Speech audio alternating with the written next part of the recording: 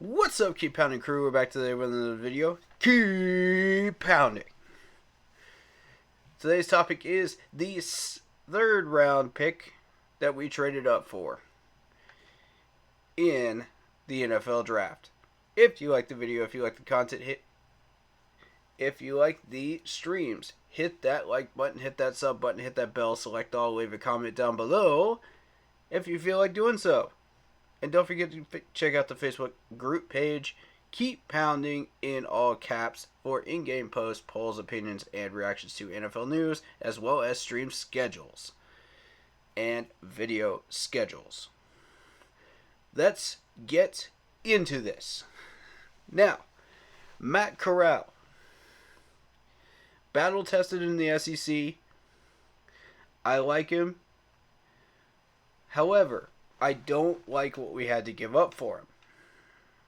And the reason I'm saying this is because we traded a 4th round compensatory pick this year and a 3rd round pick next year to get him. Now this makes me unhappy because that 3rd round pick next year takes us out of a offensive line pick, maybe a defensive line pick, something like that along those lines. Maybe a linebacker pick in the 3rd round next year. Now,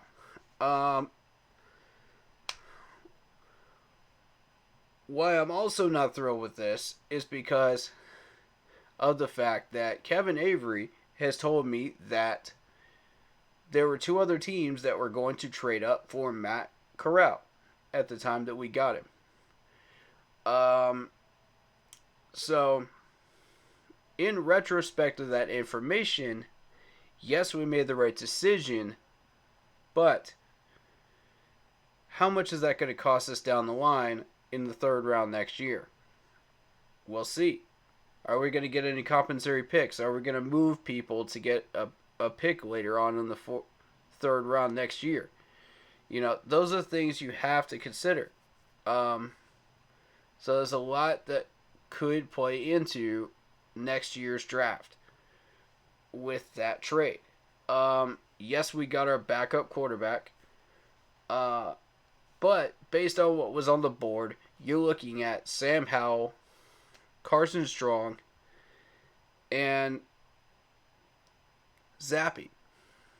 Now, Zappe I consider to be a project quarterback. That's why I was not in any way supportive of picking him up with any pick. The fact that Matt Corral and all these quarterbacks were still there after being considered 2nd or 3rd round material, that late into the 3rd is very, very interesting to me. That says to me that that was a very interesting draft. Picks wise, you know, there are a lot of picks being taken off the board from schools that you would not expect to be taken off the board, and that were lower grades than the top grade people. So, that being said, then you enter into the whole conversation of what separates Matt Corral from the other 2. To me, I would have personally chosen Sam Howell because he has demonstrated the deep ball.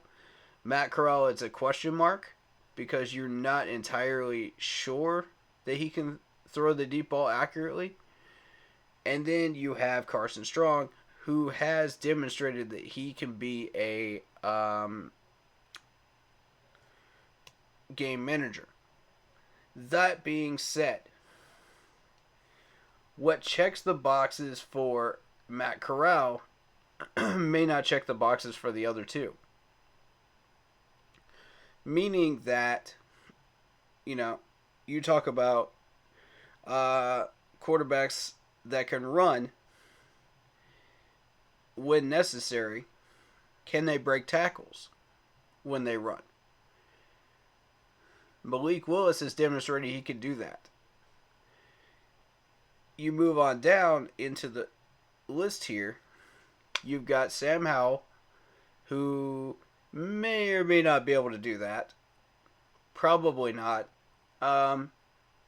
you got Carson Strong, who may or may not be able to do that again. And then you got Matt Corral, who has proven he can do that to a certain degree. And he can do it against SEC opponents. Therefore, all of those boxes considered, and the accuracy, plus the quick release that Matt Corral has, that Carson Strong has also demonstrated,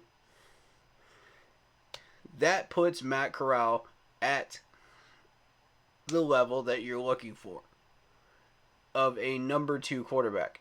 Possibly a bridge quarterback, possibly a potential starter in the future. We will see. It depends on how they want to develop him under Ben McAdoo. Now, this tells me that this is a Ben McAdoo pick, stating that Sam Darnold may not be there next year in 2023. He's got 1 year left on his contract. We're going to ride him out for 2022. But how high of a ceiling can Sam Darnold get, even with this newly rebuilt offensive line? That will suffer injuries, that we will have to keep rebuilding, that we will have to keep reloading on. But how much of a glass ceiling do you think he has without all those crutches in the way that he can use as excuses? Toss those aside. Now you're going to find out how good these quarterbacks really are in this depth chart, including Matt Corral, and it's going to make a big difference. You're looking at a 6 foot even, 200-pound quarterback from Mississippi. Now, if you have paid any attention to Ole Miss football, you'll know that they don't exactly make the top 15 every year, consistently like all the rest of these other teams. And they're also not really in the top third of the SEC. However, they do make bowl games. So if you look at it, and all the teams that Matt Corral has played against, okay, he is battle tested.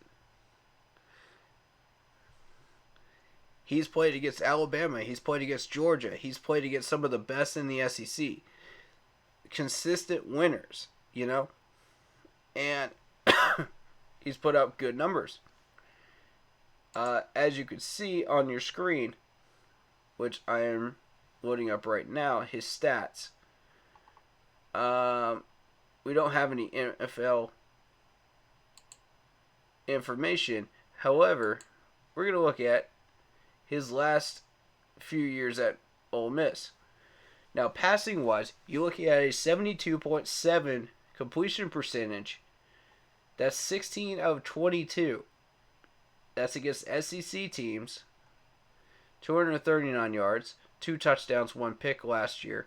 Yes, he was sacked 3 times, but I don't think that was necessarily his fault. I think that was the line. So you're looking at a quarterback rating of 184.9. That being said, we go back to 2019 where he has played a full season, or almost a full season, with Ole Miss. 176 attempts, 105 of those were completed, 59% completion percentage, 1,362 yards, 6 touchdowns, 3 picks. But again, that offensive line was terrible.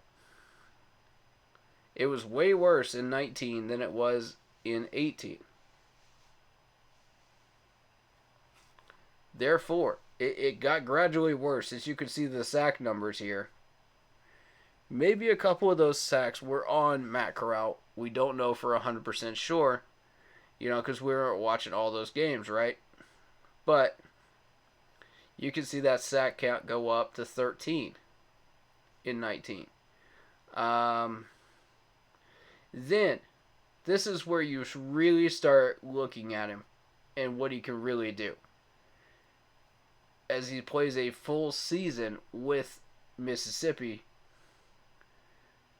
you're seeing a 326 attempts, 231 completed, 70.9 completion percentage, 3,337 yards. This is where he becomes the starter. 29 touchdowns, 14 picks. um, and 18 sacks.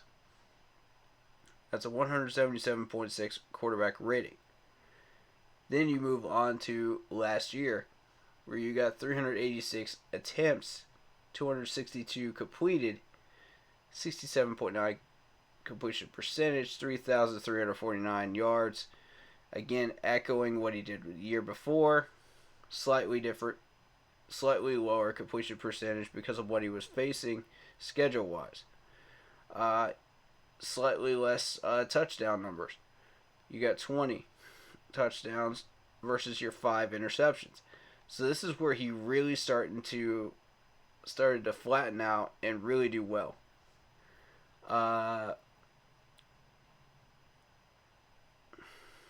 And the biggest problem here is those 25 sacks. Now, I'm going to say this. A good chunk of those sacks were on the offensive line. Again, 155.3 rating. A few of them may have been on him. So then you look at rushing, because quarterbacks can rush now. So you're looking at 13 for 83, 2 touchdowns. 57 for 135, 1 touchdown. 112 for 506, 4 touchdowns. 152 for 11 touchdowns. 614 yards.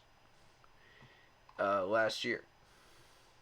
He even had a reception for 19 yards on a trick play. So, to me, I think we got a consistent winner here. I think you're going to see the upper 60s completion percentage in the NFL as a backup. You might see him go over 1,000 yards. I think those numbers right there in 2019 are the most accurate of what you're going to see from him as a Carolina Panther. Yeah, you're going to see the 59 completion percentage, 1,362 yards, or something to that effect of 1,000 yards. That is my prediction behind this offensive line that is revamped. 6 touchdowns, 3 picks. Yeah, that sounds about right. It's going to be over 100 rating. Of roughly about 150 passes that are going to be thrown. It depends on how much we use Matt Corral based on Sam Darnold and his performance. So, therefore, I think, the trade-up was questionable because I believe that he may have slipped into the 4th round had those teams not been interested in trading up for him. And we could have spent less capital. However, because those 2 teams were interested in him, I think we made a good trade. So I am going to backtrack what I've been saying on stream and say that, during the reactions of the draft, because you get caught up in the emotions during the draft time, during the streams. So once you really have time to break this stuff down and look at it, then you start seeing, okay, I was a little bit too overreactive. You know what I mean? To the pick. Because people want to see the reaction during the streams, right? But when you break these players down after the draft, then you start to see why they were drafted. And it makes Scott Fitter look really, really smart. Okay? With the new information in tow. So, that being said, that is your 3rd round pick, Matt Corral. What did you think of it? Did you like it? What would you have done differently had you traded up?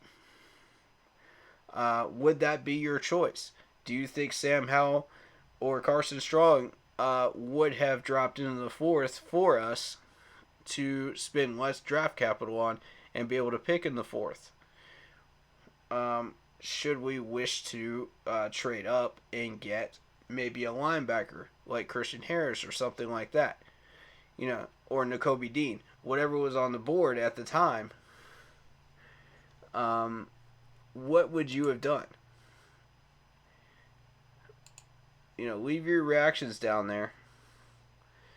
Because if you look at round 3, here's what's available. Malik Willis went early in the 3rd. Then you got Nick Cross was still on the board at the time.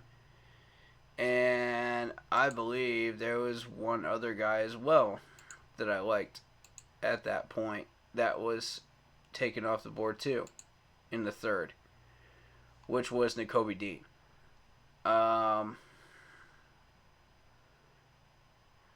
Would you have traded up maybe for Dean Marlowe? What would you have done? Leave a comment down below. Let me know. Do you think Nakobe Dean would have been worth trading up for? Do you think it would have been worth trading up for Malik Willis at this point in the 3rd round? Let me know. Appreciate your thoughts and opinions as always. I respect them all. And much love to you. Stay hydrated. Stay healthy. And we'll see you in the next video. Keep pounding, baby.